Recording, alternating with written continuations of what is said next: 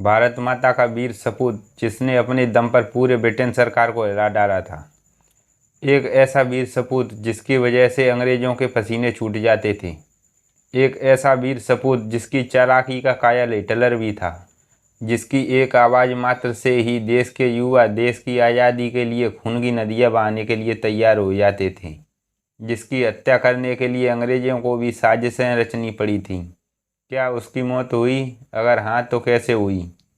इस वीडियो में हम डिटेल में जानेंगे, तो बने रहिए इस वीडियो में और वीडियो को पूरा अंत तक ज़रूर देखें। तो चलिए वीडियो को स्टार्ट करते हैं। नेताजी सुभाष चंद्र बोस का जन्म 23 जनवरी 1897 को ओडिशा के कर्नाटक शहर में एक हिंदू परिवार में हुआ था। इनके पिता जानकी नाथ कर्नाटक के मशहूर वकील थे, जिनकी 14 संतानें थीं, जिनमें सुभाष चंद्र बोस उनकी 9वीं संतान थी, जिन्होंने 1921 में मानसिक एवं नैतिक विज्ञान में ऑनर्स की डिग्री हासिल की। उसके बाद उन्होंने स्वतंत्रता संग्राम में प्रवेश किया और कोलकाता के स्वतंत्रता सेनानी देशबंधु चित्तरंजन दास के कार्य से प्रेरित होकर दास बाबू, रविंद्रनाथ ठाकुर, महात्मा गांधी और जवाहरलाल नेहरू और भी स्वतंत्रता सेनानियों का स्वतंत्रता संग्राम में बहुत सहयोग किया और इन्होंने पूर्वी एशिया में पहुंचकर सबसे पहले वयोवृद्ध क्रांतिकारी रास बिहारी बोस से भारतीय स्वतंत्रता परिषद का नेतृत्व संभाला। सिंगापुर के एडवर्ड पार्क में रास बिहारी बोस ने अपनी इच्छा से स्वतंत्रता परिषद का नेतृत्व अपनी इच्छा से सुभाष चंद्र बोस को सौंपा था। उस समय के जापान के प्रधानमंत्री जनरल हिदेकी तेजो ने नेताजी के व्यक्तित्व से प्रभावित होकर उनका सहयोग करने का आश्वासन दिया था। उसके कई दिनों के बाद नेताजी ने जापान की सांसद डायट के सामने भाषण दिए। 21 अक्टूबर 1943 के दिन नेताजी ने सिंगापुर में स्वाधीन भारत की अंतरिम सरकार की स्थापना की। इस सरकार को कुल 9 देशों ने मान्यता दी और फिर वो आज़ाद हिंद फौज के प्रधान सेनापति भी बन गए।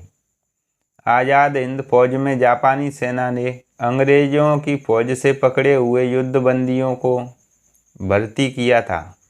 पूर्वी एशिया में नेताजी ने अनेकों भाषण देकर वहाँ के स्थायी भारतीय लोगों से आज़ाद हिंद फौज में भर्ती होने और उसकी आर्थिक मदद करने का आह्वान किया।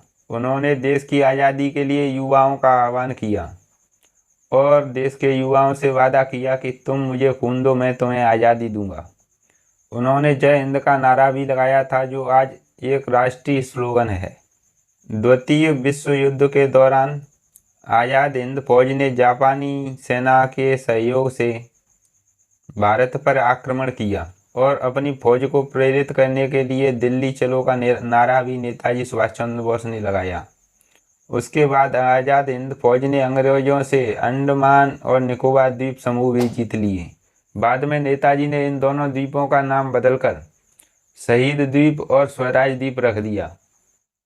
आज़ाद हिंद फौज का आज़ादी का प्रयास प्रत्यक्ष रूप से असफल रहा, किंतु उसका आगामी परिणाम यह हुआ कि नौसेना ने अंग्रेजों के खिलाफ विद्रोह करना शुरू कर दिया। इसके बाद ब्रिटेन को यह विश्वास हो गया कि अब भारतीय सेना के बल पर अब भारत में शासन नहीं किया जा सकता और भारत को स्वतंत्र करने के अलावा उनके पास कोई और दूसरा विकल्प ही नहीं है। 29 मई 1942 को नेताजी सुभाष चंद्र बोस जर्मनी के सबसे बड़े नेता एडोल्फ हिटलर से भी मिले, लेकिन हिटलर को भारत के बारे में विशेष रुचि नहीं थी, इसीलिए उन्होंने नेताजी को सहायता का कोई स्पष्ट वचन नहीं दिया था। द्वितीय विश्व युद्ध में जापान की हार के बाद नेताजी को दूसरा रास्ता ढूंढना जरूरी था। इसके बाद उन्होंने रूस से सहायता मांगने का निश्चय किया। 18 अगस्त 1945 को नेताजी हवाई जहाज से मंचूरियन की तरफ जा रहे थे। इस सफ़र के बाद वो लापता हो गए और फिर इसके बाद वो कभी नहीं मिले। स्वतंत्रता के बाद इस घटना की जांच के लिए 1956 और 1977 में 2 बार आयोग का गठन किया गया। दोनों बार नतीजा यह निकला कि नेताजी विमान दुर्घटना में शहीद हो गए। उस समय दोनों बार देश में सरकार कांग्रेस की थी। 1999 में मनोज कुमार मुखर्जी के नेतृत्व में तीसरी बार आयोग का गठन किया गया।